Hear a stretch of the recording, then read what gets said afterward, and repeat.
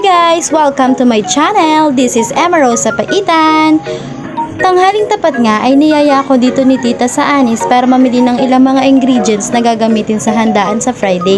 Kadalasan ay dito siya namimili sa Anis. Dito lang po ito sa may gilid ng palengke matatagpuan ng Siniloan, Laguna. So ayun nga, namimili kami dito dahil bukod sa mura na nga ay maganda pang mamili dahil nga malamig lalo't ngayon ay mainit ang panahon. At humihingi na rin ako ng pasensya kung medyo itong video ko ay nakakahilo dahil nga itong si Tita ay pauli-uli at paikot-ikot.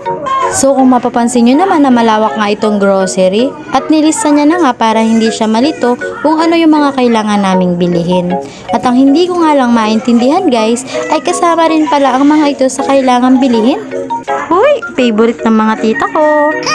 So ayun nga, hindi na rin kami nagtagal, nagpa-counter na din kami dahil meron pa nga kaming ibang mga bibilihin pa sa labas. So ayun na lang po muna ang ating update for today's video. Thank you for watching guys! Bye-bye!